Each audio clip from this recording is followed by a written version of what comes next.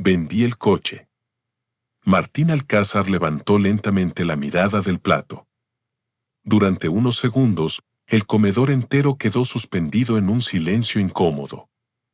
El ruido de los cubiertos desapareció.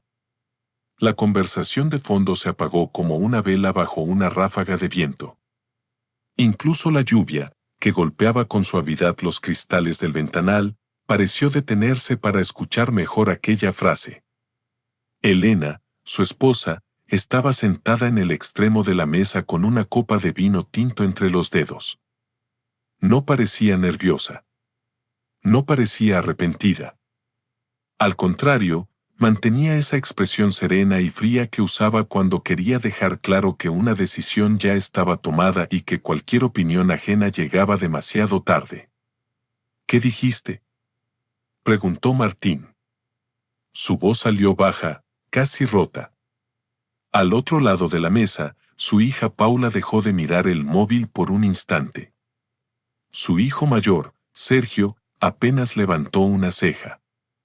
Junto a ellos estaba Beatriz, la hermana de Elena, una mujer elegante, de sonrisa afilada, que observaba a Martín con una mezcla de lástima y diversión. Era domingo por la noche. Una cena familiar. La clase de reunión que, en otros tiempos, Martín habría cuidado con esmero, la mesa bien puesta, las servilletas dobladas, el pan caliente, la sopa servida a la temperatura exacta. Pero ya hacía años que nadie agradecía esos detalles. Para Elena, todo lo que Martín hacía era parte del paisaje. Como las sillas. Como las cortinas. Como una lámpara vieja que seguía funcionando porque nadie se había tomado la molestia de cambiarla. Elena bebió un sorbo de vino antes de responder. ¿Que vendí el coche, Martín? El Volvo. El familiar. Ya no lo necesitábamos. Martín sintió que algo se le cerraba en el pecho. El Volvo. No era solo un coche. Había sido el primer vehículo que compraron cuando los niños eran pequeños. En ese coche habían viajado a la costa cuando Paula tenía 6 años y se mareaba en cada curva. En ese coche Sergio había aprendido a conducir, con las manos sudorosas sobre el volante y Martín a su lado diciéndole con paciencia, «Respira, hijo, nadie nace sabiendo». En ese coche Martín había llevado a su madre al hospital durante sus últimos meses de vida. En ese coche guardaba aún, escondida en la guantera, una pequeña libreta de mantenimiento escrita por su padre, porque el vehículo había sido adquirido en parte con el dinero que aquel hombre le dejó antes de morir. Pero Elena no hablaba de recuerdos.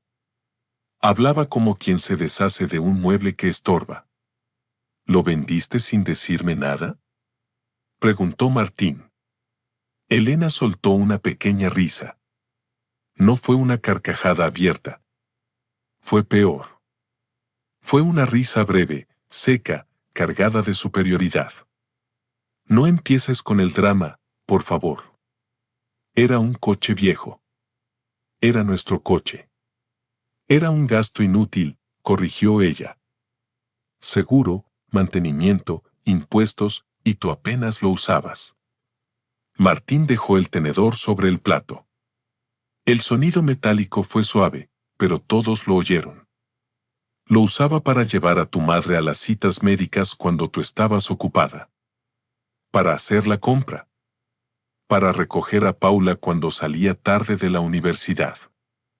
Para llevar a Sergio al aeropuerto la última vez que viajó a Madrid. Sergio suspiró con fastidio. Papá, tampoco exageres. Era un coche. Mamá tomó una decisión práctica. Martín lo miró. Hubo un tiempo en que Sergio corría hacia él cada vez que escuchaba el motor del Volvo al entrar en el garaje. Papá llegó, gritaba, como si la casa recuperara algo importante con su presencia. Ahora, a los 28 años, hablaba igual que su madre, frases cortas, frías, eficientes. Como si la vida familiar fuera una empresa y los sentimientos, gastos innecesarios. Paula volvió a mirar el móvil. Además, Papá, si tanto te importaba, deberías haberlo usado más. Mamá no puede estar pidiendo permiso para todo. Martín sintió una punzada más profunda que la anterior. No era la venta. Era la naturalidad con la que todos aceptaban que él no tenía derecho a ser consultado. Beatriz apoyó los codos en la mesa y sonrió. Ay, Martín, perdona que me meta, pero Elena hizo bien. A veces alguien tiene que tomar decisiones adultas en esta casa. Elena no la corrigió. Al contrario, sonrió apenas, como si aquella frase hubiera sido colocada ahí para rematar la humillación. Martín respiró despacio. Miró a su esposa. Luego miró a sus hijos. Después volvió a mirar su plato, donde la comida se había enfriado sin que él pudiera probar otro bocado. ¿A quién se lo vendiste?, preguntó. Elena dejó la copa sobre la mesa. Por primera vez, algo en su rostro cambió. Fue apenas una sombra. Una tensión mínima en la mandíbula. Un parpadeo demasiado rápido. A un comprador. ¿A quién más? ¿Qué comprador? Martín, no me interrogues como si hubiera cometido un crimen. Solo quiero saber dónde está el coche. La frase pareció molestarla más de lo necesario. Ya no está. Eso es lo importante. Firmé la transferencia esta mañana. Me pagaron en efectivo y el asunto quedó cerrado. Martín sintió un frío extraño subirle por la espalda. Efectivo. Transferencia por la mañana. Sin avisarle. Todo demasiado rápido. ¿Sacaste mis cosas de la guantera?, preguntó entonces. Elena frunció el ceño. ¿Qué cosas? Martín no respondió de inmediato. Sus dedos se cerraron bajo la mesa. Dentro de la guantera había una carpeta marrón. No era grande. No llamaba la atención. Elena, si la hubiera visto, probablemente habría pensado que se trataba de papeles del seguro, recibos viejos o manuales del vehículo. Pero no lo era. Esa carpeta contenía fotocopias de documentos bancarios, una copia de un contrato privado, capturas impresas de transferencias, 2 cartas firmadas por un notario y una memoria USB envuelta en una bolsa plástica. Documentos que Martín llevaba semanas guardando allí porque ya no confiaba en dejarlos dentro de casa. Documentos que demostraban algo que Elena jamás habría querido que saliera a la luz. Pero en ese momento, en aquella mesa, delante de sus hijos y su cuñada, Martín no dijo nada. Elena lo observó con impaciencia. ¿Ves? Ni siquiera sabes qué tenías ahí. Solo quieres hacerme sentir culpable. Pregunté si revisaste la guantera. No, respondió ella con brusquedad. No revisé nada. El comprador se lo llevó como estaba. ¿Contento? Martín bajó la mirada. No. No estaba contento. Pero por primera vez en muchos años, la tristeza no fue lo único que sintió. También sintió miedo. Y algo más. Una claridad dolorosa, afilada, como la luz que entra por una ventana después de años de oscuridad. Elena acababa de vender el coche familiar sin permiso. Pero no sabía que, al hacerlo, había entregado en manos de un desconocido las pruebas que podían destruir la vida perfecta que tanto se había esforzado por fingir. Y para entender cómo Martín llegó a ese momento, hay que volver atrás. Mucho antes de esa cena. Mucho antes del coche vendido. Mucho antes de la carpeta marrón escondida en la guantera. Hay que volver al tiempo en que Martín aún creía que el amor era suficiente para sostener una familia. Martín conoció a Elena en una oficina pequeña de seguros en Valencia, 29 años antes. Él tenía 32 años y trabajaba como encargado administrativo en una empresa de transporte. No era rico, pero era estable.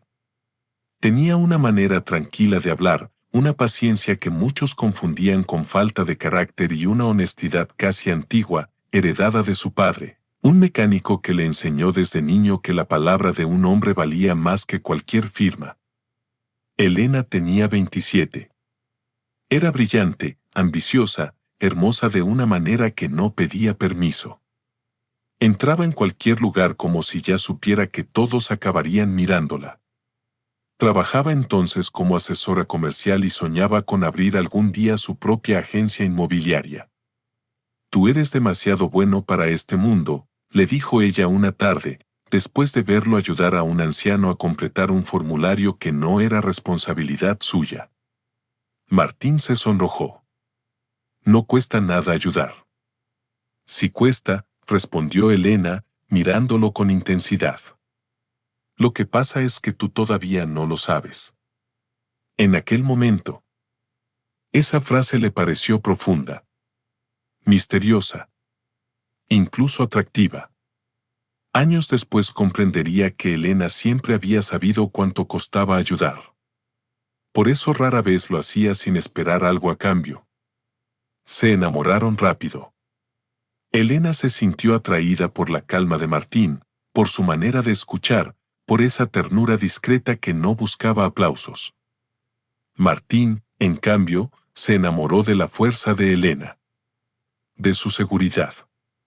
De esa forma decidida de mirar la vida como si el mundo fuera una puerta que solo necesitaba un empujón firme para abrirse.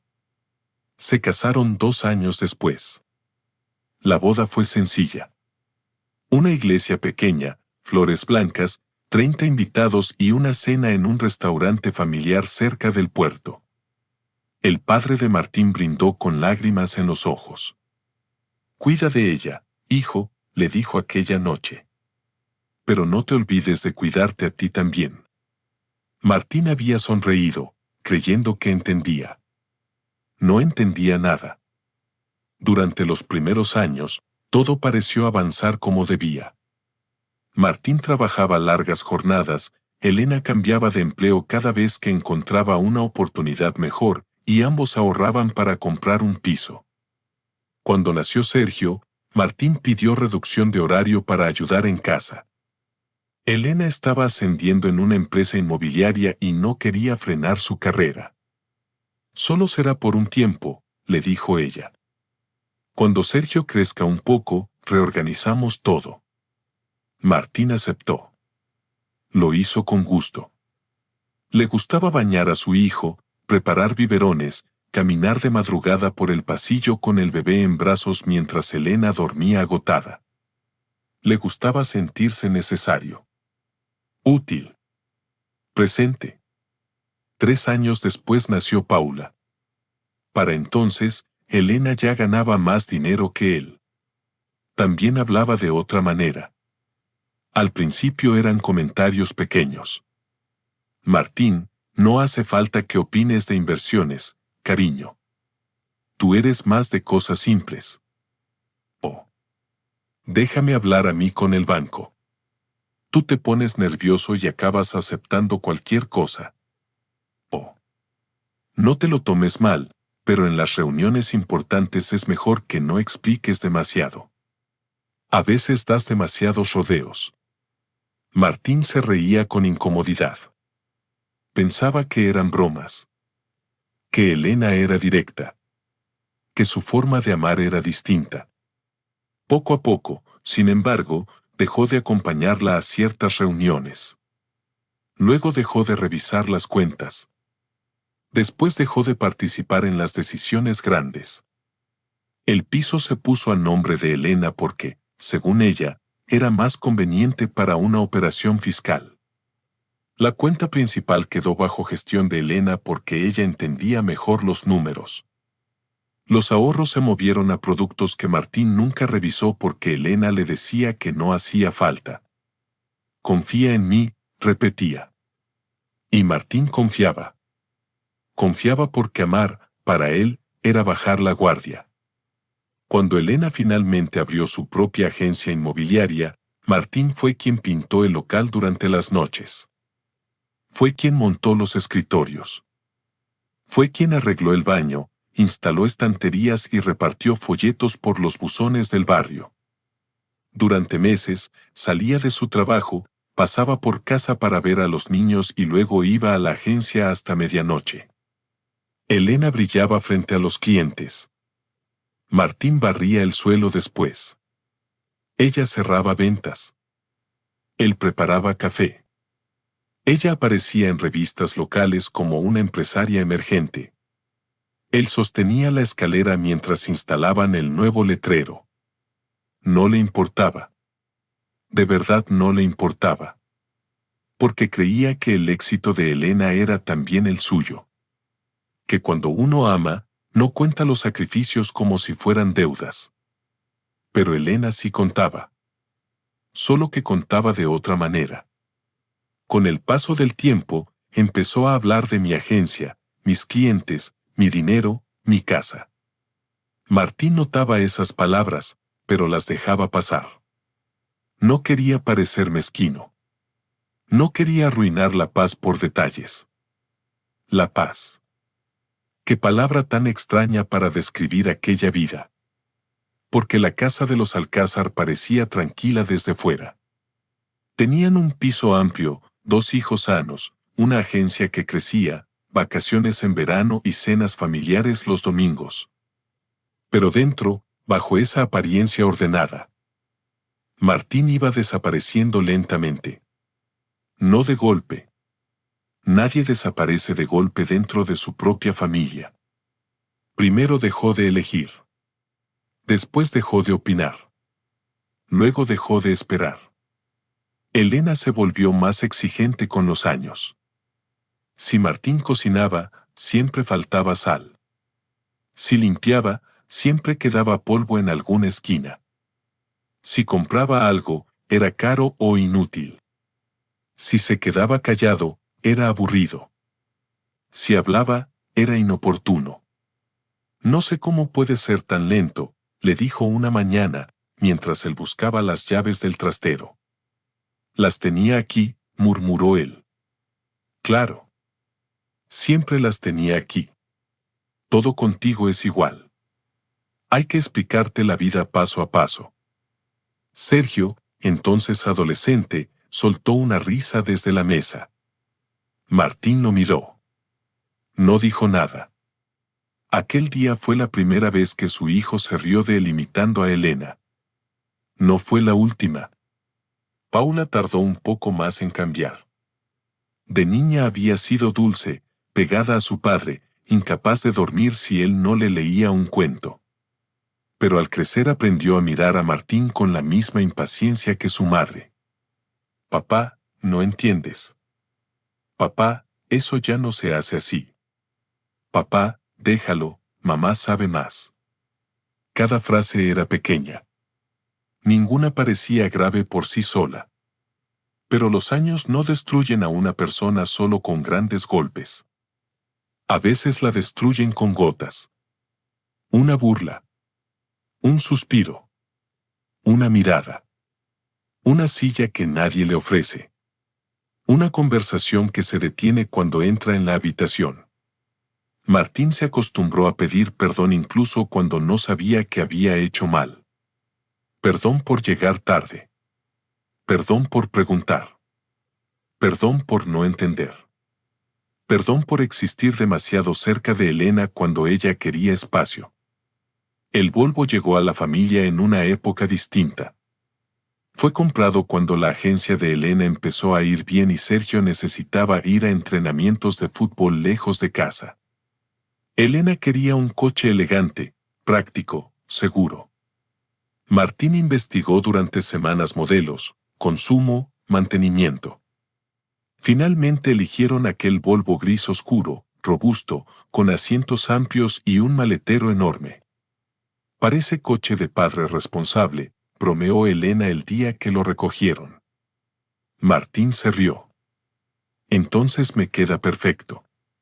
Durante años, ese coche fue su territorio silencioso. Allí Martín podía respirar. Cuando llevaba a los niños al colegio, escuchaba sus historias, sus quejas, sus canciones. Cuando volvía solo del supermercado, apagaba la radio y conducía despacio por avenidas arboladas, disfrutando de 10 minutos sin órdenes, sin reproches, sin tener que medir cada palabra. En la guantera guardaba papeles, monedas para el aparcamiento, caramelos de menta, un bolígrafo, recibos antiguos y una foto pequeña de sus hijos cuando eran niños, sentados en la playa con la cara manchada de helado. Esa foto permaneció allí incluso cuando Sergio dejó de abrazarlo. Incluso cuando Paula dejó de contarle sus secretos. Incluso cuando Elena empezó a sentarse en el asiento del acompañante como si fuera una inspectora evaluando cada maniobra. Frenas demasiado pronto. Vas muy lento. No tomes esta calle, siempre haces lo mismo. Por Dios, Martín, hasta conduciendo pareces pedir permiso. Él apretaba el volante y respiraba. A veces imaginaba responder.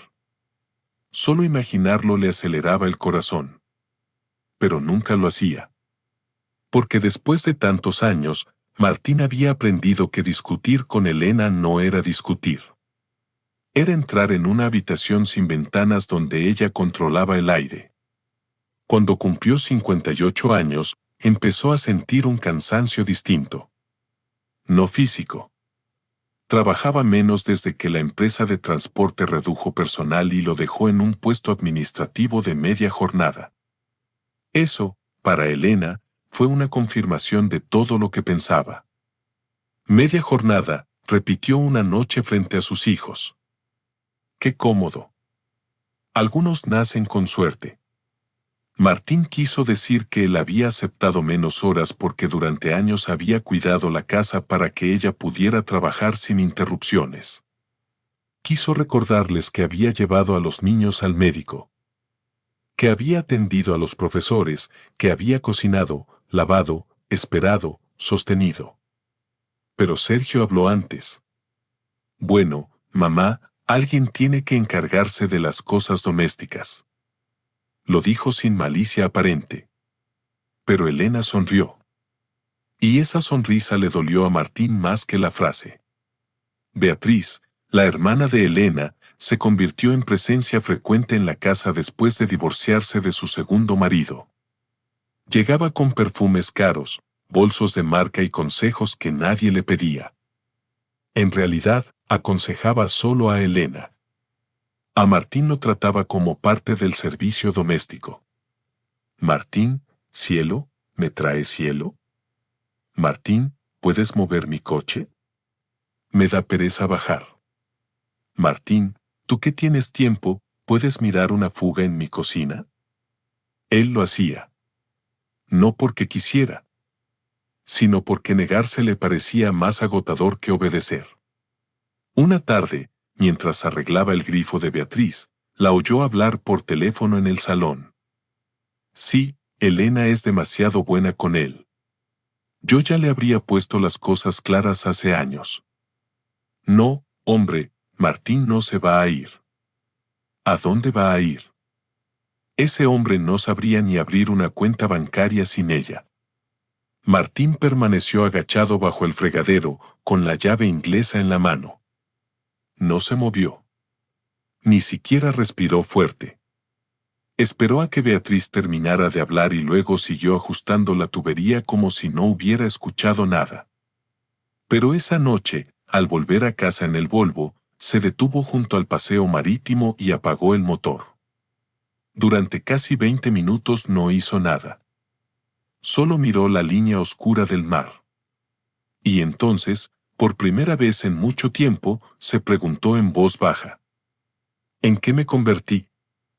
La pregunta quedó flotando dentro del coche.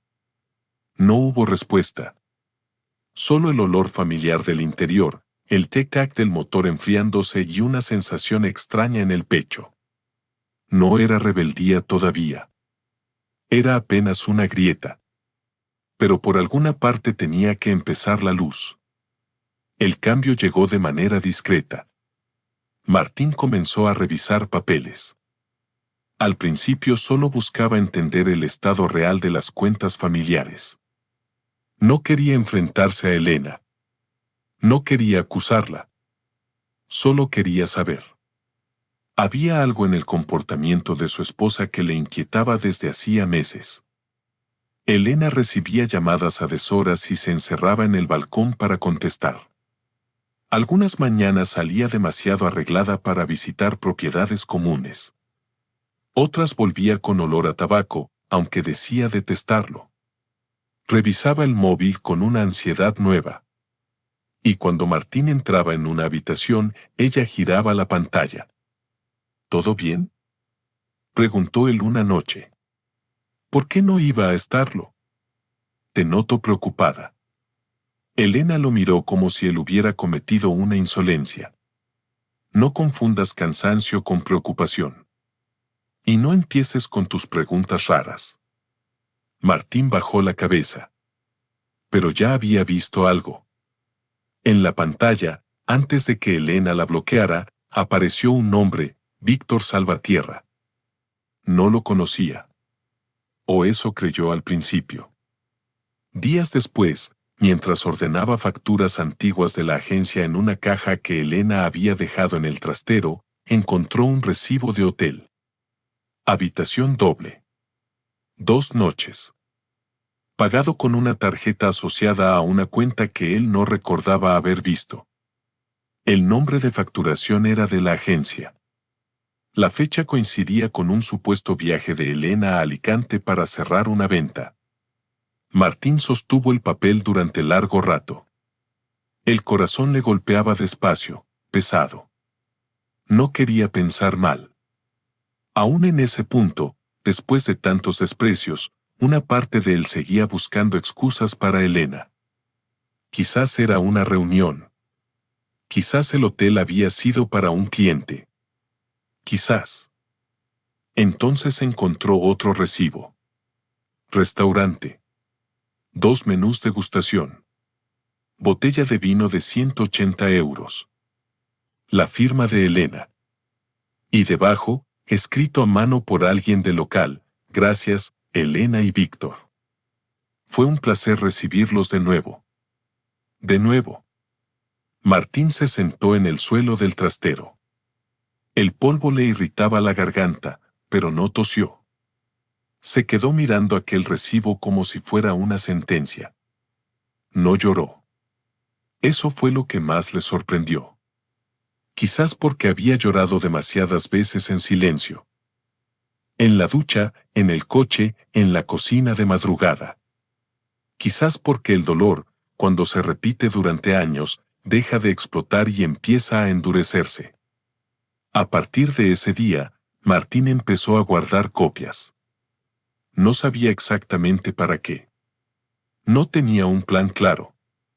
Solo una intuición: si algún día Elena decidía aplastarlo del todo, él necesitaría algo más que su palabra. Y su palabra, en aquella familia, hacía tiempo que no valía nada. Fue entonces cuando apareció Clara Mendoza. Clara era contable externa de la agencia de Elena. Una mujer de 60 años, discreta, con gafas finas y una forma de hablar pausada. Martín la conocía de vista desde hacía años. Siempre le había parecido amable, aunque Elena la trataba con cierta condescendencia. Una tarde, Martín fue a la agencia para dejar unas llaves que Elena había olvidado. La encontró discutiendo con Clara en el despacho. No vuelva a mencionar eso, decía Elena, con voz baja pero cortante. Usted haga su trabajo y cobre sus honorarios. Mi trabajo incluye advertir irregularidades, respondió Clara. Su trabajo incluye obedecer instrucciones. Martín se quedó inmóvil en la entrada. Clara lo vio. Elena también. El rostro de su esposa cambió de inmediato. Sonrió con una naturalidad ensayada. Martín, ¿qué haces aquí? Traje tus llaves. Déjalas ahí. Estoy ocupada. Clara bajó la mirada, recogió sus carpetas y salió sin decir nada. Pero al pasar junto a Martín, dejó caer algo al suelo. Un papel doblado. Martín lo recogió cuando Elena volvió a entrar en el despacho. No lo abrió hasta llegar al coche. Dentro había una nota escrita con letra firme. Si quiere protegerse, revise los movimientos de la cuenta secundaria de la agencia. No firme nada. No le diga a Elena que hablamos. Martín sintió que la sangre se le enfriaba. Esa noche no durmió. Al día siguiente, usando una contraseña antigua que Elena nunca cambió porque suponía que él no sabría utilizarla, entró en un archivo digital de la agencia. No entendía todos los términos, pero reconoció suficientes cosas para comprender que algo estaba mal. Transferencias a una empresa llamada VS Consultores Patrimoniales. Pagos por asesoría estratégica sin facturas detalladas. Movimientos repetidos desde cuentas de la agencia hacia una cuenta privada. Y un contrato escaneado que llevaba la firma de Elena y el nombre de Víctor Salvatierra. Martín imprimió todo. Lo hizo en una copistería lejos del barrio, con las manos temblorosas. Compró una carpeta marrón. Guardó las copias dentro. También descargó archivos en una memoria USB. Después no supo dónde esconderlo. La casa ya no le parecía segura. Elena revisaba cajones. Movía papeles. Entraba en su pequeño escritorio sin pedir permiso. Entonces pensó en el Volvo. Nadie revisaba el Volvo. Para Elena era viejo, aburrido, una molestia. Para Martín, se convirtió en una caja fuerte silenciosa. Guardó la carpeta en la guantera, detrás del manual del vehículo y una bolsa con cables viejos. Cerró con llave. Durante semanas, cada vez que conducía, sentía la presencia de aquellos documentos a su lado. No eran venganza. Martín no quería venganza. Quería verdad. Quería, al menos, tener la posibilidad de no ser destruido sin defensa. Pero Elena también estaba cambiando. Se volvió más impaciente, más agresiva en pequeños detalles. Empezó a hablar de vender cosas. Hay que simplificar, decía. Vendió unas joyas antiguas que, según ella, ya no usaba. Luego un cuadro que había pertenecido a la madre de Martín, alegando que no combinaba con nada.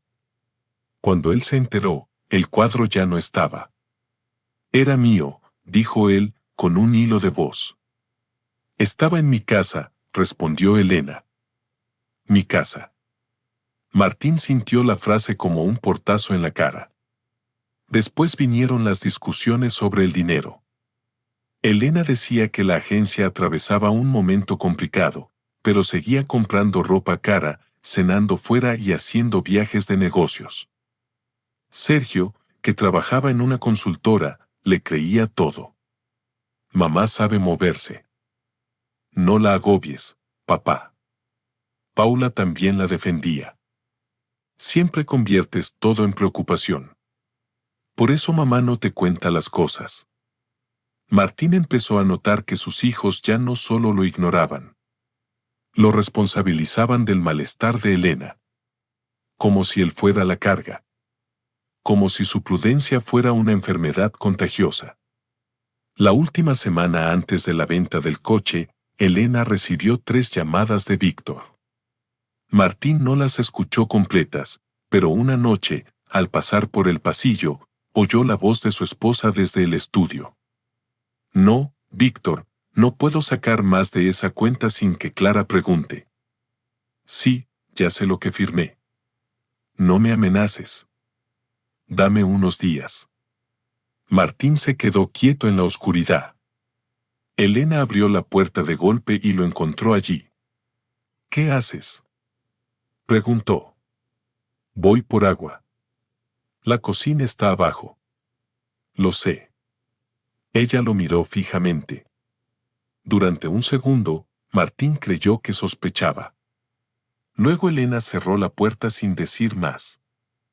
A la mañana siguiente, Clara llamó al teléfono fijo de la casa. Martín contestó.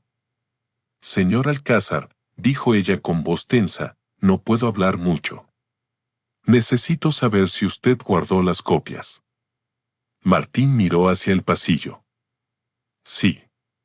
No las pierda.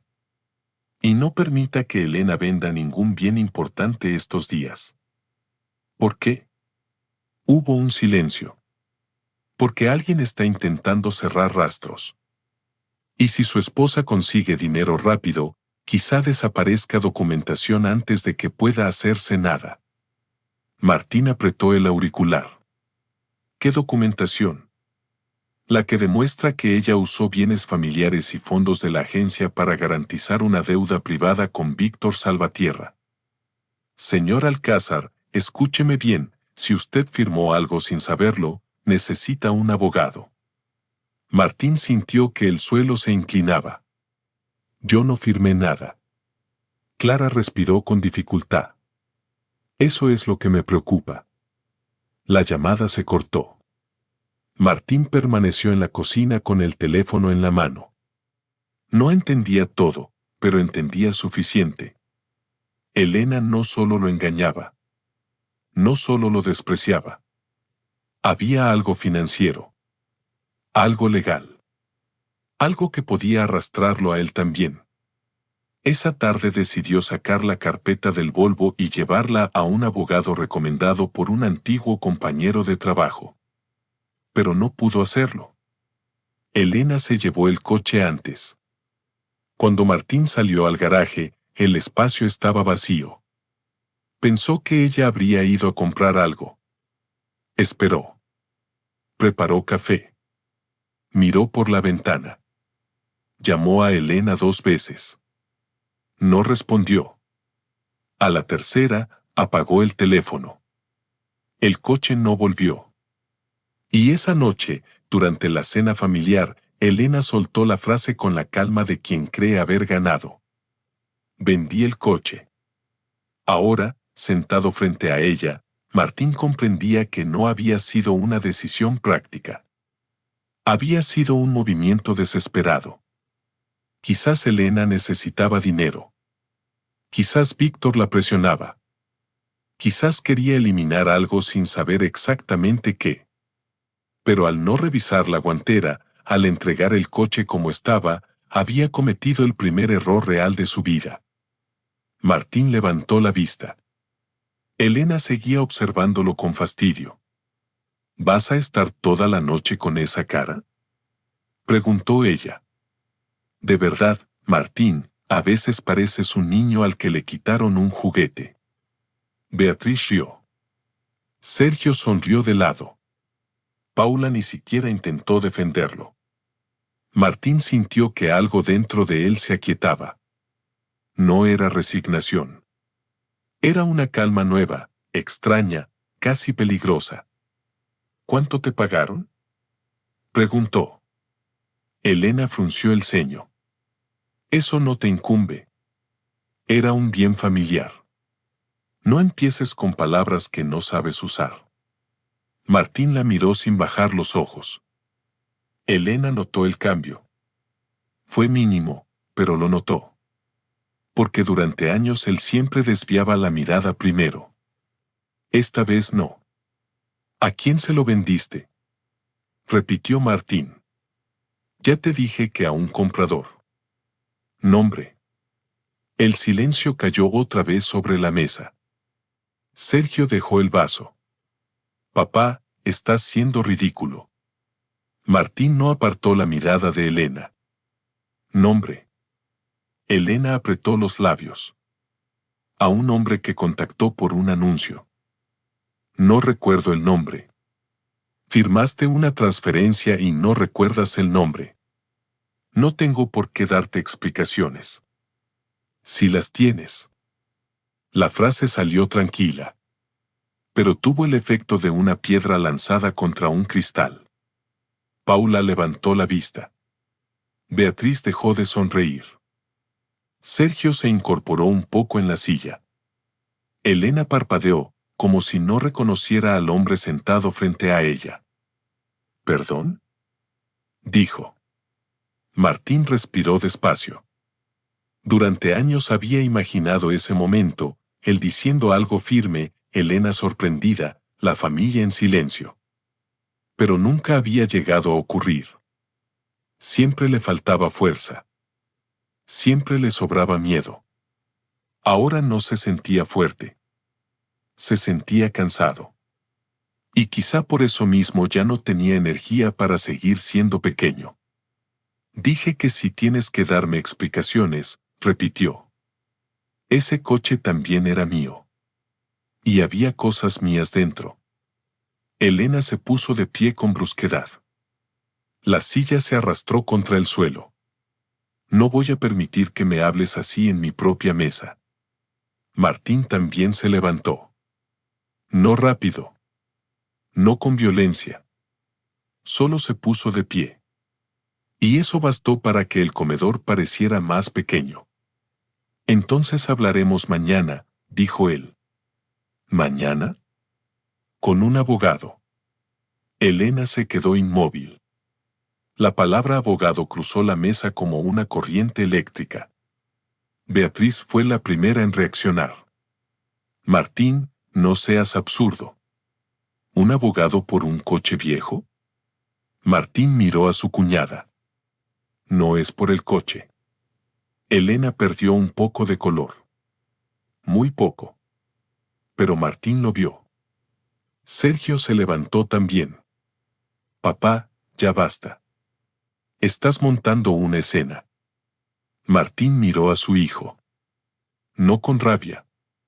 Con una tristeza tan profunda que Sergio, por primera vez en mucho tiempo, no supo qué decir. No, hijo, respondió Martín.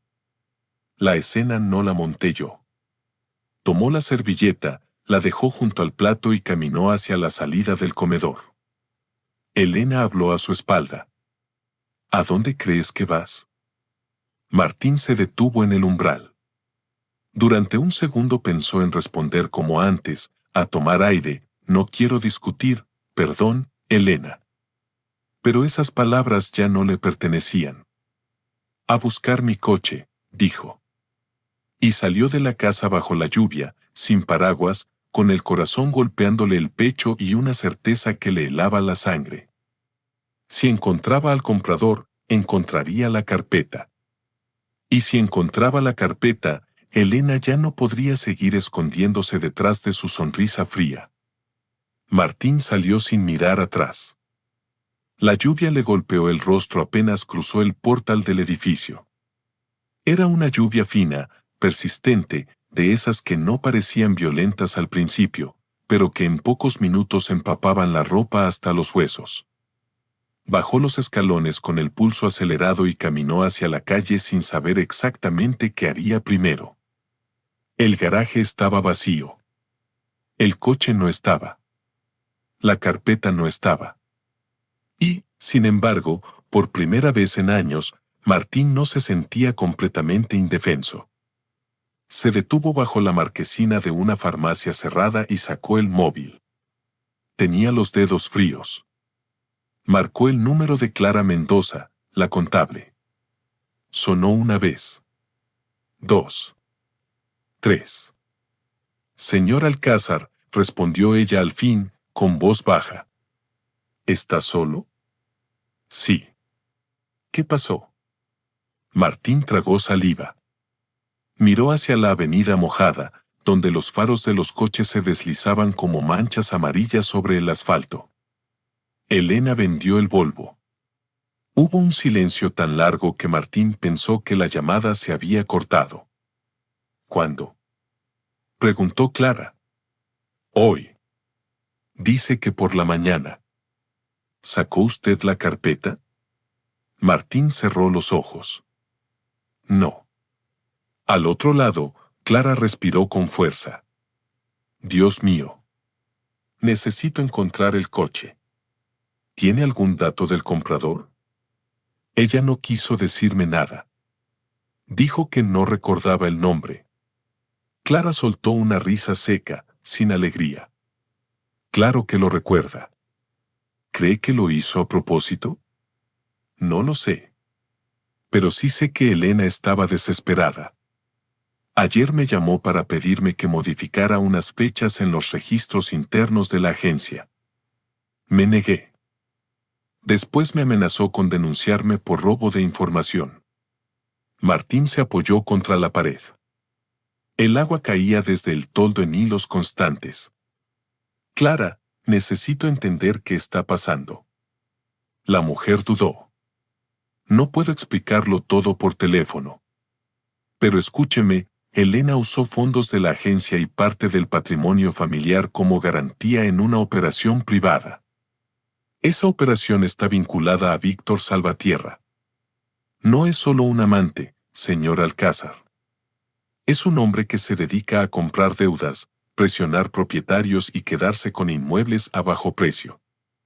Lleva años moviéndose en zonas grises. Martín sintió que el estómago se le encogía. ¿Y Elena? Elena creyó que podía usarlo. Él la usó a ella. La frase cayó pesada, definitiva.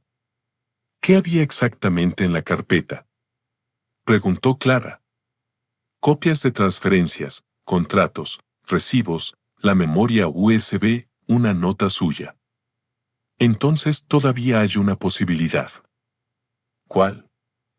Si el comprador es honesto, quizás no haya tirado nada.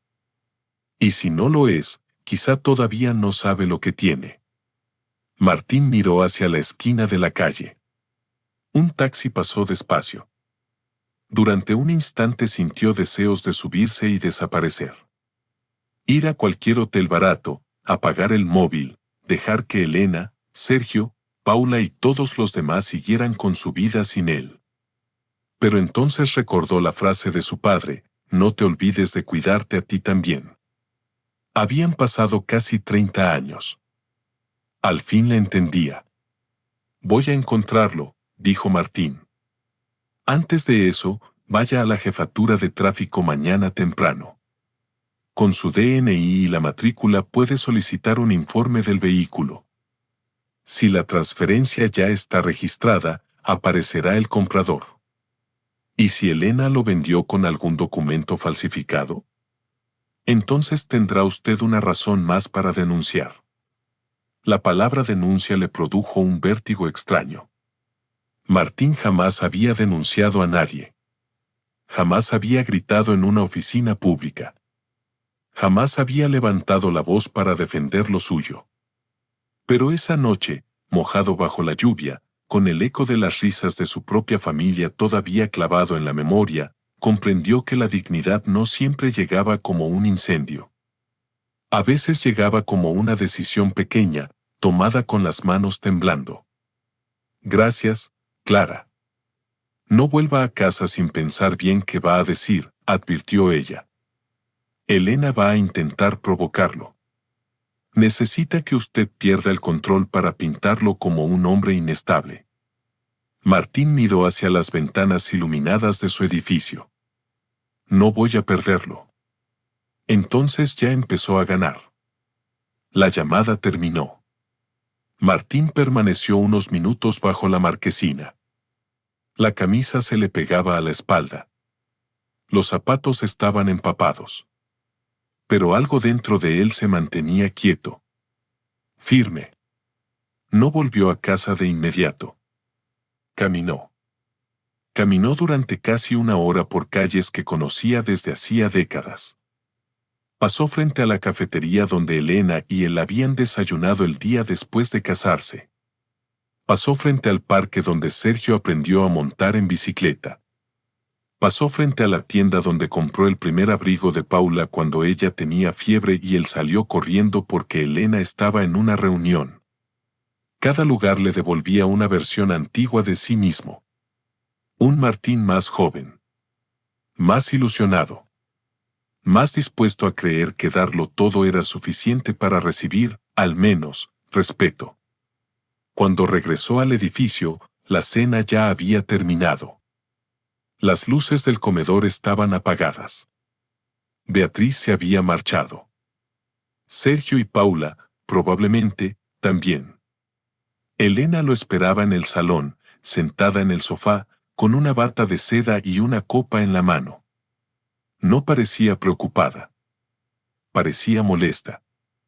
Bonito espectáculo, dijo sin saludar. ¿Ya terminaste tu paseo dramático? Martín cerró la puerta despacio. Sí. Elena lo observó de arriba abajo. Estás empapado. Vas a dejar todo perdido. Antes, él habría pedido perdón. Habría ido a buscar una fregona. Habría intentado no molestar. Esa noche se quitó los zapatos en la entrada, los dejó sobre la alfombrilla y caminó hacia el pasillo.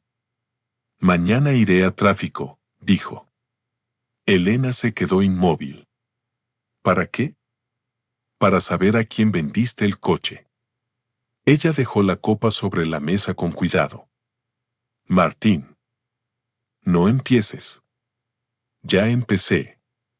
Elena se levantó. La seda de la bata se movió con un susurro frío. No tienes idea de lo ridículo que suenas. Un hombre de casi 60 años persiguiendo un coche viejo como si fuera un tesoro. Martín se detuvo junto a la escalera. No es el coche lo que me preocupa. Elena entornó los ojos. ¿Entonces qué? Martín la miró. Durante años había temido esa mirada. Esos ojos oscuros, duros, entrenados para hacer que cualquiera se sintiera inferior. Esa noche seguían siendo los mismos ojos. Pero él ya no era exactamente el mismo hombre. Lo que había dentro. Por primera vez, Elena no encontró una respuesta inmediata. El silencio duró apenas 2 segundos, pero bastó. Martín lo vio todo. La sorpresa. El cálculo. El miedo. Después ella sonrió. ¿Dentro? ¿Qué podía haber dentro? ¿Tus caramelos rancios? ¿Recibos de gasolina? ¿La foto vieja de los niños que guardabas como si todavía fueran pequeños? Martín no contestó. Elena dio un paso hacia él. Escúchame bien. Vas a dejar este asunto ahora mismo. No vas a ir a ninguna parte, no vas a hablar con ningún funcionario y no vas a montar un escándalo por una decisión que yo tomé porque tú eres incapaz de tomar ninguna. Buenas noches, Elena. La dejó hablando sola. Subió al dormitorio de invitados y cerró la puerta con llave. Esa fue la primera noche en casi 30 años que Martín durmió separado por decisión propia. No durmió mucho. Pero descansó mejor que en meses. A la mañana siguiente, Elena fingió normalidad. La encontró en la cocina, perfectamente vestida, con el maquillaje impecable y el móvil junto a la taza de café. Paula estaba sentada a la mesa, revisando mensajes. Sergio, que había pasado la noche en el piso, hablaba por teléfono cerca del ventanal. Cuando Martín entró, todos se callaron. Papá, dijo Paula, con tono cansado, mamá nos contó lo de ayer. Creo que deberías calmarte. Martín sirvió café sin responder. Sergio colgó y se acercó. Mira, papá, no sé qué crees que vas a conseguir. Pero si empiezas con abogados y denuncias, solo vas a hacer el ridículo. Quizás. Mamá lleva toda la vida sosteniendo esta familia. Martín levantó la vista. ¿Eso crees? Eso sé. Elena observaba desde la mesa, satisfecha de que su hijo hablara por ella. Martín tomó la taza. Cuando eras niño, Sergio, tu madre estuvo 3 meses en Madrid abriendo una oficina que después cerró.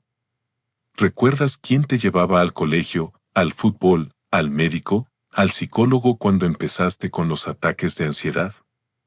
Sergio frunció el ceño. Eso no tiene nada que ver. Paula, continuó Martín, mirando a su hija, cuando tenías 12 años y no querías ir al instituto porque unas niñas se burlaban de ti, ¿recuerdas quién se sentaba contigo en el coche cada mañana hasta que encontrabas fuerzas para entrar? Paula apartó la mirada. Elena golpeó la mesa con la palma. Basta. No uses recuerdos para manipularlos. Martín sonrió con tristeza. Curioso. Cuando los recuerdos te convienen, son familia. Cuando no, son manipulación. Elena se puso de pie. Te estás volviendo insoportable. No. Me estoy volviendo visible. La frase dejó la cocina en silencio. Martín dejó la taza en el fregadero y tomó su chaqueta. Volveré más tarde. ¿A dónde vas?, preguntó Elena. A cuidar de mí. No esperó respuesta. Fue a la jefatura de tráfico. La sala de espera olía a papel húmedo, café de máquina y paciencia agotada. Martín tomó número, se sentó y esperó casi 2 horas. Mientras tanto, miraba las manos de la gente, manos jóvenes sujetando carpetas, manos ancianas apoyadas en bastones, manos nerviosas pasando páginas. Cuando al fin lo llamaron, se acercó al mostrador con la matrícula escrita en un papel. Necesito un informe de titularidad de este vehículo, dijo. La funcionaria le pidió el DNI, introdujo datos en el ordenador y frunció ligeramente el ceño. La transferencia se registró ayer por la tarde. Martín sintió un golpe en el pecho. ¿Puede decirme el nombre del comprador? La mujer imprimió el informe y se lo entregó. Martín bajó la mirada. El comprador era Ramón Ibarra López. No conocía ese nombre. Pero había una dirección. Un taller mecánico en las afueras de la ciudad. Tomó un taxi. Durante el trayecto, el conductor habló del tráfico, del tiempo, del precio de la gasolina. Martín apenas respondió. Llevaba el informe doblado en la mano y sentía que aquel papel pesaba más que una piedra. El taller de Ramón Ibarra estaba en una calle industrial, entre almacenes, persianas oxidadas y carteles descoloridos. En la entrada había varios coches usados. Algunos parecían abandonados. Otros tenían papeles pegados en el parabrisas con precios escritos a mano. Y allí estaba. El Volvo gris. Martín sintió algo parecido a alivio y duelo al mismo tiempo. Estaba sucio por la lluvia, pero intacto. Lo vio desde la acera como quien ve a un viejo amigo en una habitación desconocida. Un hombre de unos 65 años salió del taller limpiándose las manos con un trapo. ¿Busca algo?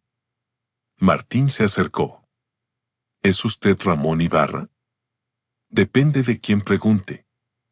Me llamo Martín Alcázar. Ese Volvo era mío. Ramón lo miró con atención. No con hostilidad, sino con la prudencia de quien ha visto demasiados conflictos ajenos. Lo compré legalmente. Lo sé. No vengo a discutir la venta. Entonces, ¿qué quiere? Martín respiró. Había documentos míos en la guantera. Necesito recuperarlos. Ramón se quedó quieto. ¿Documentos? Una carpeta marrón. El mecánico lo observó unos segundos más. Luego miró hacia el coche. Venga. Martín lo siguió. Ramón abrió el Volvo con unas llaves que ya no eran de Martín. Ese pequeño detalle le dolió más de lo esperado. El interior olía igual. A cuero viejo, a polvo seco, a años de vida familiar. El mecánico abrió la guantera. Estaba vacía. Martín sintió que el mundo se le iba hacia abajo. No está, murmuró. Ramón cerró la guantera despacio. ¿Por qué la saqué yo? Martín lo miró. ¿La tiene? Sí. ¿Dónde? Ramón no respondió de inmediato. Cerró la puerta del coche y cruzó los brazos. Mire, señor Alcázar. Yo compré ese coche ayer a una mujer que tenía demasiada prisa. Demasiada. Quería efectivo, no regateó, no revisó nada, no me dejó hacer demasiadas preguntas. Eso ya me pareció raro. Cuando llegué al taller, revisé el coche como hago siempre. Encontré la carpeta. Martín apenas respiraba. ¿La abrió? Sí. La vergüenza le subió al rostro. Ramón levantó una mano. No soy santo, pero tampoco soy idiota. Vi contratos, transferencias, nombres de empresas. Vi cosas serias. Y vi una memoria USB. No la conecté. Eso ya era demasiado. Guardé todo en mi oficina. Martín cerró los ojos. Por un instante tuvo que apoyarse en el capó. Necesito esa carpeta. Lo imaginé. Pero antes de dársela, quiero saber una cosa. Martín abrió los ojos. ¿Qué? ¿Está usted metido en algún problema peligroso? La pregunta no sonó a curiosidad. Sonó a advertencia. No lo sé, respondió Martín con honestidad. Creo que mi esposa sí. Ramón asintió lentamente.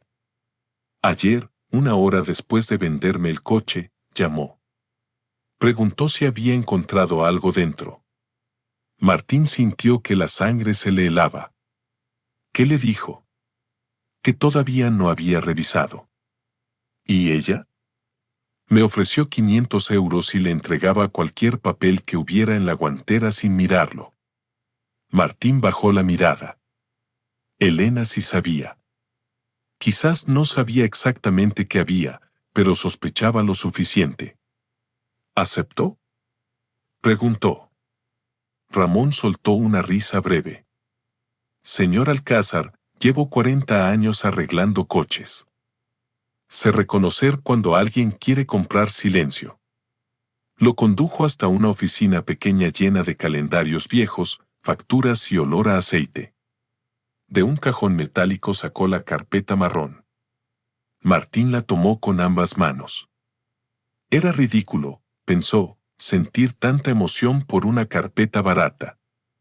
Pero dentro de aquel cartón marrón estaba la única prueba de que no estaba loco, de que no exageraba, de que su intuición no era una fantasía de hombre herido. Gracias, dijo. Ramón lo miró fijamente. ¿Hay algo más? Martín levantó la vista. ¿Qué? El mecánico abrió otro cajón y sacó una pequeña bolsa transparente. Dentro estaba la foto antigua de Sergio y Paula en la playa. Esto también estaba en la guantera. Pensé que quizá era importante. Martín tomó la foto. Se le quebró la respiración. Los niños sonreían cubiertos de arena, con los ojos llenos de luz. Sergio abrazaba a Paula por los hombros. Paula levantaba un helado derretido como si fuera un trofeo. Detrás, apenas visible, estaba la sombra de Martín tomando la fotografía. Lo era, susurró. Ramón no dijo nada durante unos segundos. Después habló con una suavidad inesperada. A veces uno guarda cosas en un coche porque ya no tiene otro lugar donde ponerlas. Martín lo miró. No sabía quién era ese hombre, pero en una frase había entendido más que su propia familia en años. ¿Puedo comprarle el coche de vuelta? Preguntó Martín. Ramón sonrió apenas. No ahora. ¿Por qué? Porque si su esposa pregunta, conviene que el coche siga aquí. Y porque quizá todavía le sirva de cebo. Martín entendió. Esa misma tarde, con la carpeta bajo el brazo, fue al despacho de un abogado recomendado por Clara, Julián Escudero, un hombre de cabello blanco, voz tranquila y mirada de quien había visto muchas familias destruidas por el dinero. Julián escuchó sin interrumpir. Revisó los documentos. Conectó la memoria USB en un ordenador aislado. Leyó contratos. Comparó firmas. Hizo preguntas. Cada minuto que pasaba, su rostro se volvía más serio. Finalmente, se quitó las gafas. Señor Alcázar, necesito ser muy claro. Esto no es solo una infidelidad ni una mala administración de una agencia. Martín sintió un nudo en la garganta. ¿Qué es? Es posible falsificación documental, administración desleal, apropiación indebida y fraude patrimonial. Aquí aparecen documentos donde supuestamente usted autoriza usar bienes gananciales como garantía de operaciones privadas. ¿Esta firma es suya? Martín miró el papel. La firma se parecía a la suya. Pero no era suya. No. Julián asintió. Entonces su esposa tiene un problema grave. Martín miró sus manos. No sintió alegría. Eso lo sorprendió. Había imaginado que, si alguna vez Elena caía, él sentiría alivio inmediato. Pero lo que sintió fue tristeza. Una tristeza profunda por todo lo que se había roto antes de llegar a ese despacho. ¿Qué hago ahora?, preguntó. Primero, protegerse. Segundo, presentar una denuncia formal. Tercero, solicitar medidas para bloquear movimientos patrimoniales de la agencia y de las cuentas vinculadas. Y cuarto. El abogado hizo una pausa. Cuarto, prepararse. Porque cuando Elena sepa que usted tiene esto, intentará recuperar el control de la única manera que conoce, humillándolo. Martín cerró los ojos. La frase no le dio miedo. Le dio cansancio. Ya lo hace. No delante de un juez, dijo Julián. Ahí las palabras pesan distinto. La oportunidad llegó antes de lo esperado. 2 días después, Elena organizó una reunión familiar en casa de Beatriz. Según dijo, era para hablar civilizadamente y evitar que Martín siguiera creando conflictos innecesarios. En realidad, quería hacer lo que siempre hacía, rodearse de testigos favorables, convertirlo en el problema y obligarlo a retroceder. Martín aceptó ir. Pero no fue solo. Llegó con Julián Escudero. El salón de Beatriz estaba lleno. Además de Elena, Sergio, Paula y Beatriz, estaban 2 primos, una amiga íntima de Elena y Víctor Salvatierra. Cuando Martín lo vio, entendió muchas cosas. Víctor era más joven que él, elegante, de sonrisa controlada y ojos demasiado seguros. Vestía traje azul oscuro y llevaba un reloj caro. Estaba sentado junto a Elena con la comodidad de quien no se siente invitado, sino dueño del lugar. Elena se levantó al ver al abogado. ¿Qué significa esto? Martín entró despacio. Dijiste que querías hablar civilizadamente. No invité a ningún abogado. Yo sí. Víctor sonrió. Martín, ¿verdad? Creo que esto se está saliendo de proporción. Todos podemos resolverlo como adultos. Martín lo miró. Usted debe ser Víctor Salvatierra. Un amigo de Elena. Claro. Elena se acercó. Furiosa pero controlada. Martín, estás haciendo el ridículo delante de todos. Antes, esa frase lo habría encogido. Esa tarde no. Julián Escudero dejó su maletín sobre una mesa auxiliar. Mi cliente no hablará sin asesoramiento. Beatriz soltó una risa. ¿Cliente? Por favor. Martín, mírate. Pareces un anciano jugando a las películas de abogados. Sergio dio un paso al frente. Papá, esto es vergonzoso. Paula, pálida, miraba al abogado y luego a su madre. Elena alzó la voz. Muy bien. Ya que quieres público, hablemos con público. Vendí el coche porque esta familia necesita decisiones prácticas. Tú llevas años sin aportar nada serio. Te has acostumbrado a vivir bajo mi esfuerzo, mi trabajo y mi dinero.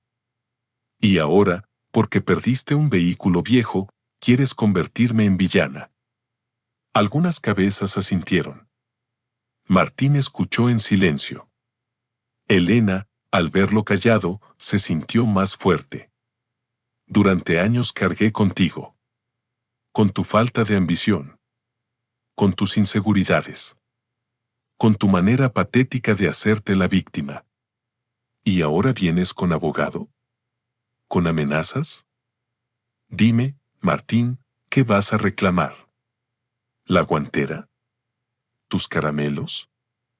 ¿Tus recuerdos tristes? Víctor sonrió. Beatriz también. Sergio bajó la mirada, incómodo, pero no intervino. Entonces Martín abrió la carpeta. No lo hizo con teatralidad. No levantó la voz. Solo sacó el primer documento y lo dejó sobre la mesa. Voy a reclamar mi firma. Elena se quedó quieta. ¿Qué? Martín colocó otro documento. ¿Y mi nombre? Otro. ¿Y los bienes que usaste sin mi autorización? Otro. ¿Y el dinero que salió de la agencia hacia la empresa del señor Salvatierra? El silencio cambió de forma. Ya no era incomodidad. Era miedo. Víctor se enderezó.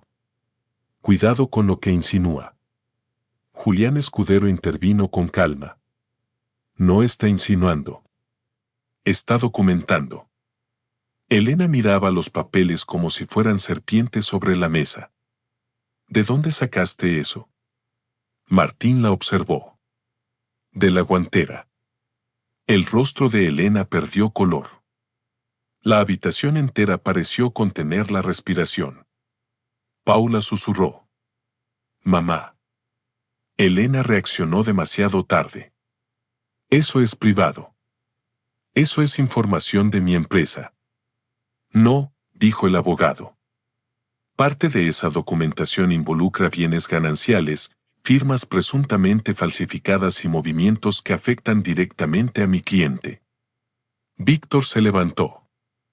Esto es una trampa. Martín lo miró. No, una trampa fue hacerme firmar papeles en blanco hace años diciendo que eran formularios del banco. Una trampa fue usar mi confianza. Una trampa fue vender el coche creyendo que podías borrar lo que escondías. Elena dio un paso hacia él. Martín, escúchame. La voz había cambiado. Ya no era fría. Era urgente. No, dijo él. Te escuché durante 29 años. Ella tragó saliva. No entiendes lo que pasó. Víctor me presionó. Yo estaba intentando salvar la agencia. Víctor la miró con dureza. Elena. Pero ella ya no lo miraba a él. Miraba a Martín, buscando en su rostro al hombre que siempre sería. Me equivoqué, dijo. Sí. Pero lo hice por la familia. Martín sintió una vieja tentación, creerle. Porque amar a alguien durante tanto tiempo deja reflejos. Uno quiere encontrar una explicación menos cruel. Quiere pensar que hubo miedo, confusión, desesperación. Quiere rescatar algo del naufragio. Pero entonces recordó la cena. Las risas. Él no sabe usar esas palabras. La foto de sus hijos olvidada en la guantera de un coche vendido. Y la voz de Elena llamándolo inútil delante de todos. No lo hiciste por la familia, respondió. Lo hiciste porque pensaste que la familia eras tú. Paula empezó a llorar en silencio. Sergio tomó uno de los documentos y lo leyó. Su rostro cambió. Pasó de la irritación a la confusión, y de la confusión a una vergüenza amarga. Mamá, dijo. Aquí está la firma de papá. Tu padre firmó muchas cosas. Esta no es su firma. Elena lo miró como si acabara de traicionarla. ¿Ahora también tú? Sergio levantó la vista. ¿Es falsa? Ella no respondió. Eso bastó. Beatriz, que hasta entonces había permanecido de pie con su gesto de superioridad, retrocedió un paso. Víctor tomó su abrigo. Esto no tiene nada que ver conmigo. Julián Escudero sonrió apenas. Tiene bastante que ver. Ya presentamos copias en el juzgado esta mañana. También se solicitó el bloqueo preventivo de ciertas cuentas. Víctor se congeló. Elena giró hacia Martín. ¿Ya lo hiciste? Martín asintió. Sí. Sin hablar conmigo. ¿Cómo tú vendiste el coche? La frase fue simple, pero cayó con una justicia perfecta. Elena abrió la boca, pero no salió ninguna palabra. Por primera vez en muchos años, no tenía la escena bajo control. No tenía la mesa, ni los hijos, ni el relato, ni el tono. Todo lo que había usado para aplastar a Martín se le deshacía entre los dedos.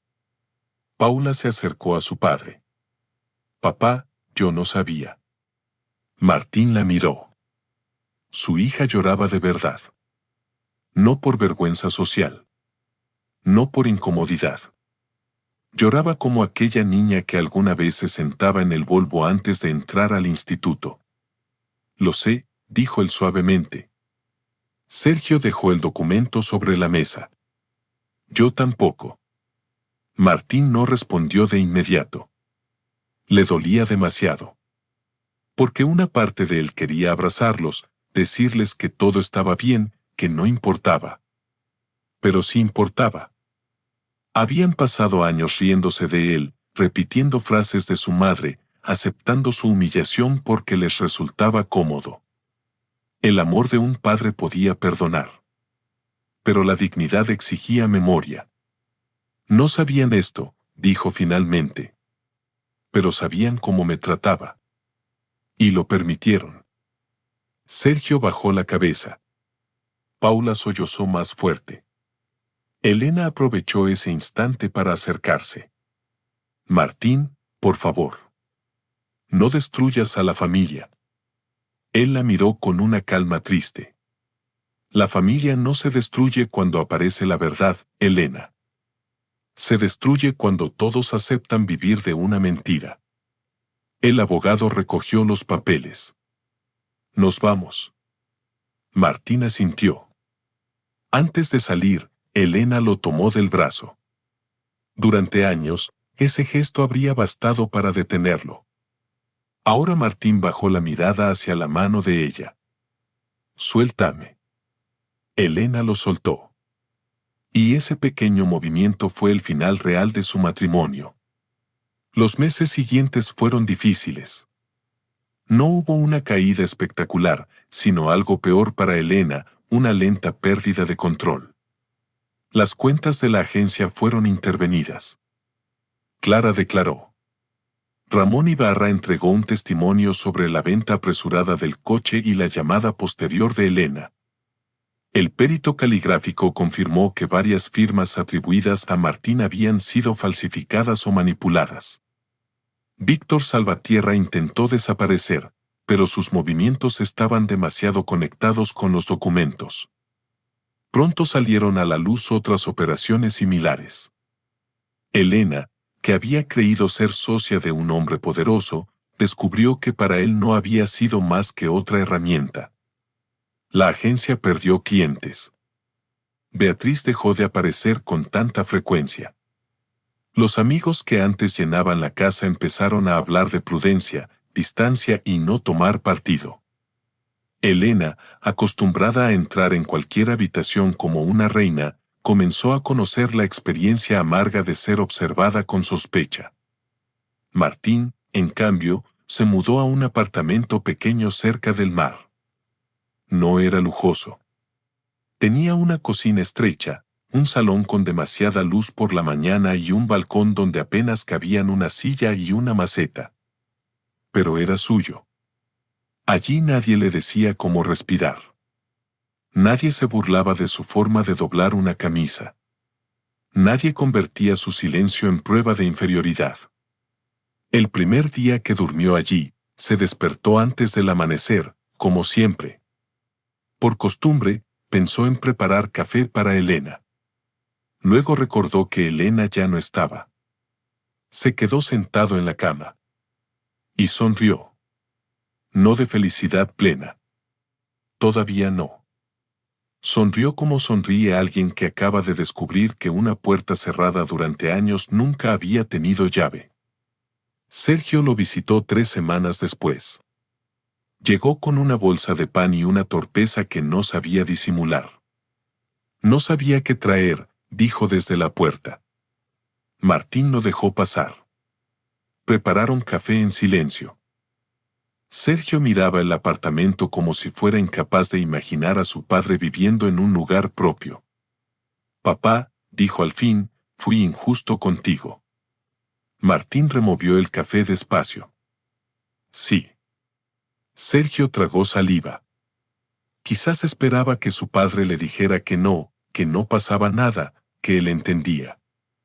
Pero Martín había aprendido que perdonar no significaba borrar la verdad. Lo siento, dijo Sergio. Martín lo miró. Vio en él al niño que temblaba al volante del Volvo. También vio al adulto que lo había llamado ridículo delante de todos. Ambas cosas eran ciertas. Te escucho, respondió. Y por primera vez en años, Sergio habló sin defender a su madre. Habló de miedo, de comodidad, de la costumbre de ponerse del lado fuerte para no convertirse en blanco. Habló de lo fácil que había sido creer que Martín no sufría porque nunca gritaba. Martín lo escuchó. No lo absolvió de inmediato. Pero tampoco lo rechazó. Paula llegó días después. Trajo la foto de la playa enmarcada. Ramón le había contado a Martín que la había encontrado. Martín se la mostró a Paula durante una llamada. Ella le pidió verla. Cuando la tuvo entre las manos, rompió a llorar. Yo era feliz ahí, dijo. Martín acarició el marco con los dedos. Yo también.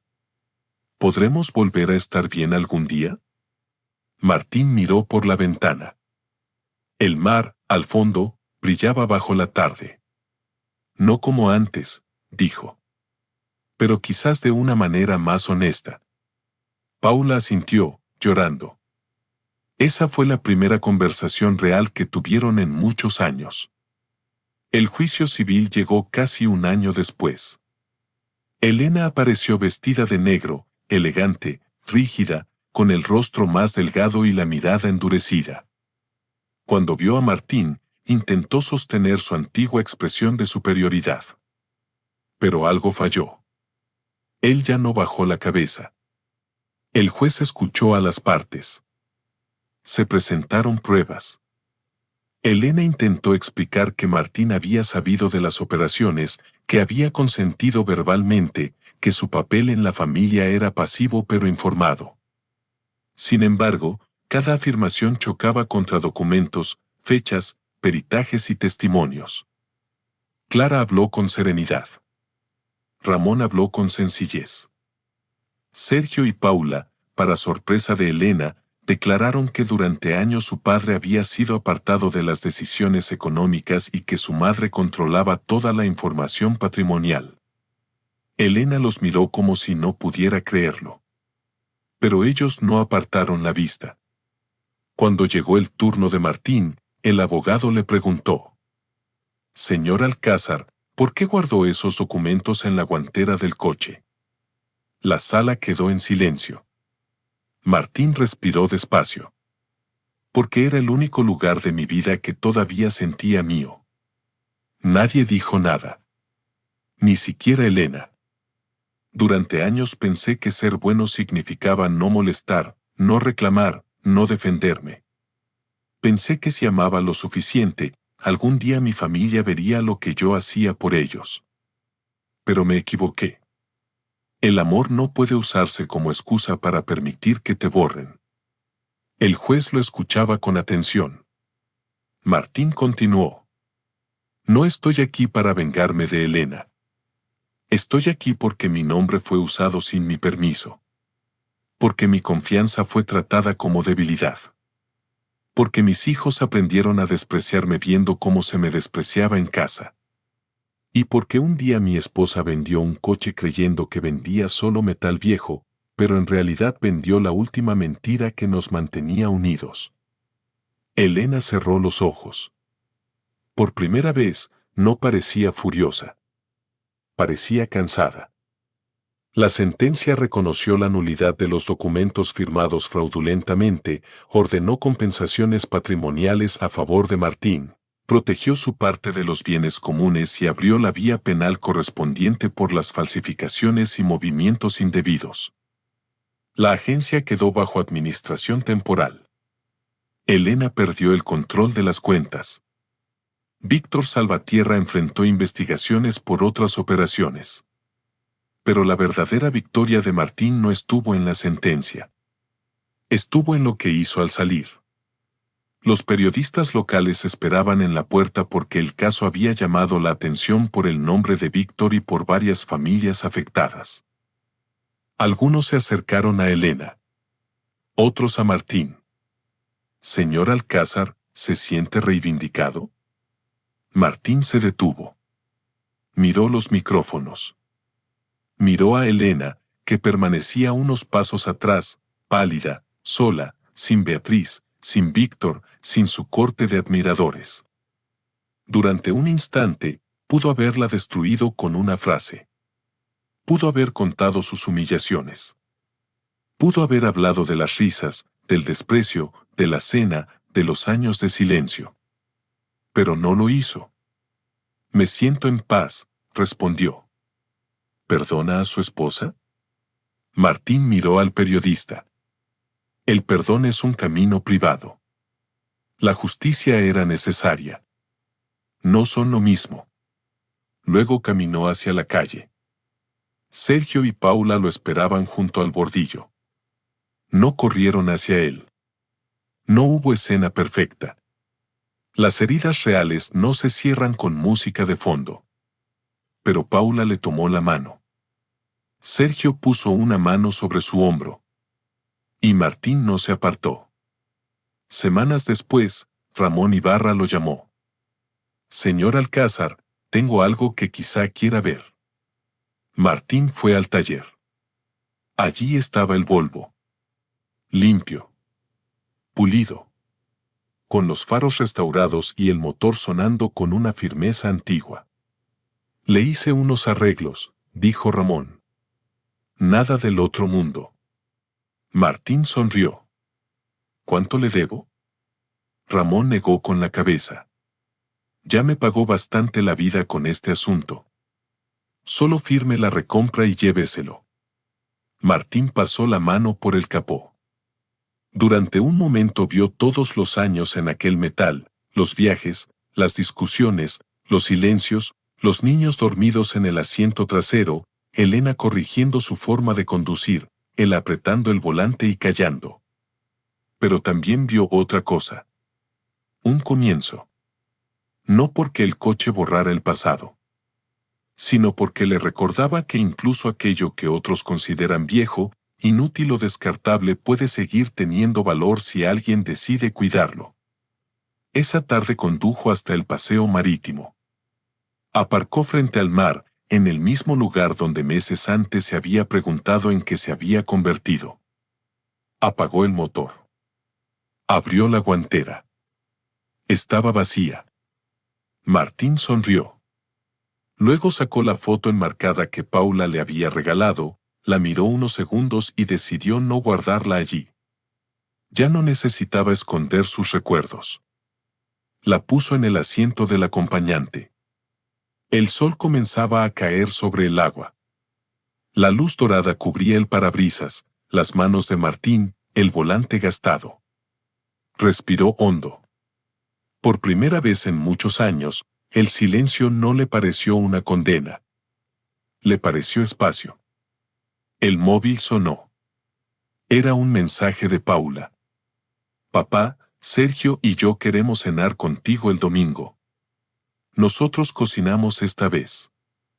Martín leyó el mensaje varias veces. Después respondió. «Me gustaría mucho». No escribió más. No hacía falta. Arrancó el coche y condujo despacio por la avenida costera. No tenía prisa. No tenía que volver a una casa donde lo esperaban reproches. No tenía que justificar cada decisión. No tenía que pedir permiso para existir. Mientras el Volvo avanzaba junto al mar, Martín comprendió que había perdido muchas cosas: años, confianza, una versión de su familia, la imagen de una esposa que nunca fue como él quiso creer. Pero había recuperado algo más importante: su nombre, su voz, su dignidad. Y esa noche, cuando llegó a su pequeño apartamento, preparó café solo para él. Lo tomó en el balcón, con la brisa marina tocándole el rostro, y pensó en su padre. «Tenías razón», susurró. No hubo respuesta. Solo el rumor del mar. Pero Martín sintió, por primera vez, que ya no estaba pidiendo permiso para vivir. Y eso fue suficiente.